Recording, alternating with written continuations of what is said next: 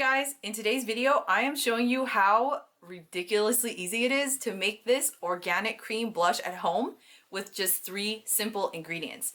It is the perfect product to add to your organic makeup routine so that you can look beautiful without any toxic ingredients. The absolute best tips and tricks to slash your toxic exposure so that you can live healthier.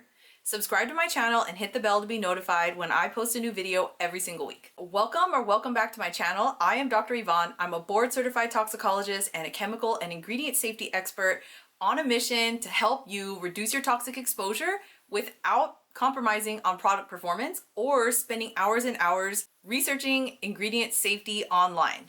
I get questions every single day from health conscious women who want to avoid toxic products but don't know where to start and are completely confused and overwhelmed by how much misinformation and inaccurate information there is online. So that's why I created the Safe Ingredient Rulebook, which is a free guide that outlines step by step exactly what you need to do to become a toxin-free product boss so that you'll never be confused, overwhelmed, or duped into buying deceptively marketed products and waste your precious time and money. So go ahead and grab that free resource. I'm gonna link it down below in the description box. All right, so let's DIY some organic cream blush. What you will need is a tablespoon of organic shea butter, half a teaspoon of organic cocoa powder, and half a teaspoon of the mica in the color of your choice. All you have to do is combine all the ingredients in a bowl and smash it together with a fork. So as you can see, there is quite a lot of powder compared to shea butter. And it took me a while to figure this out, but all you have to do is put in some elbow grease and really press firmly to get them to combine. And then it becomes this really thick paste. All you have to do is transfer to a container of your choice and it stores for 2 years. So you might be wondering why I recommend switching to cream makeup. Well, there are several reasons. Mainly, the big reason is to reduce the risk of inhalation exposure.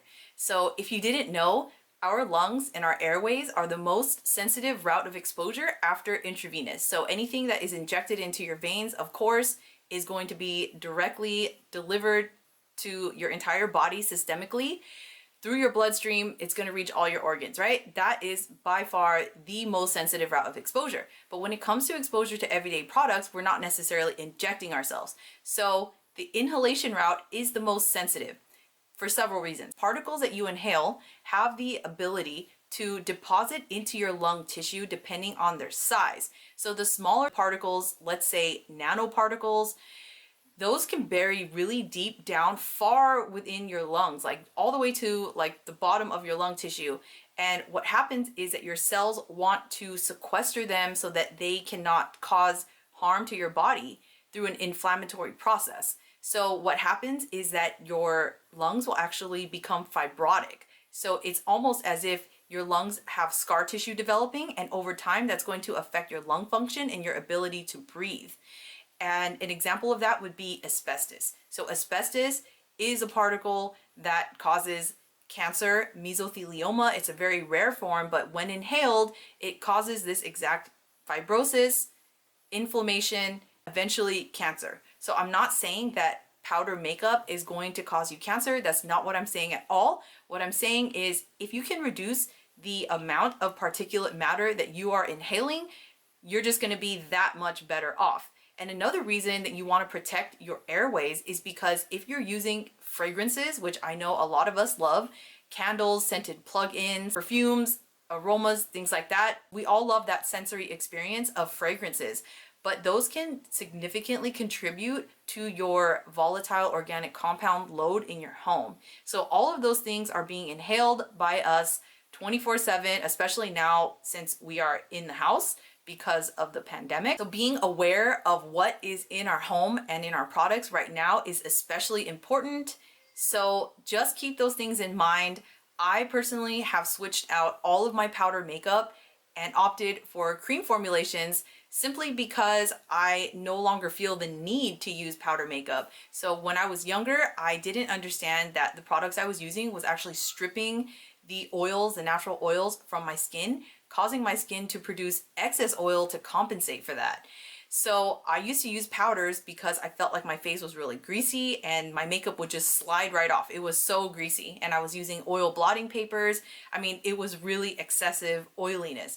But ever since I switched to more organic and plant-based, wholesome skincare products, I don't have that issue anymore because they have a lot of nourishing oils in them. So it balances the oils on my skin.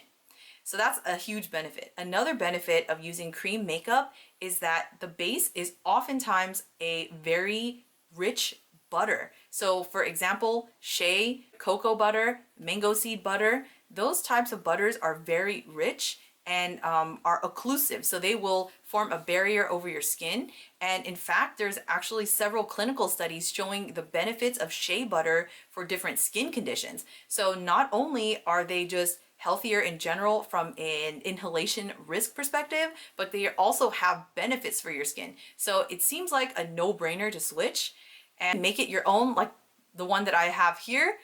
It is really a no-brainer because it is so simple and so inexpensive to make, and you can source high quality organic shea butter that is fair trade, so that the workers who are harvesting the shea from the nuts are being compensated fairly and treated humanely. So that is really the ultimate in conscious beauty. So I highly recommend trying this recipe out. Let me know how it goes for you. Leave me a comment down below and let me know if you have ever considered or ever DIY'd your own makeup. So this recipe was actually created by Mommy Potamus, and I wanted to give her recipe a try because I honestly couldn't believe that you could make a cream blush with just 3 ingredients.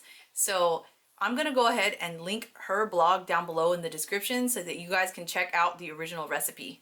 One of the things that I love the most about how this recipe turned out is that the color is definitely visible, you can see it, but it is very blendable, it's very soft, and it gives somewhat of a sheer color on my cheeks, which I absolutely love.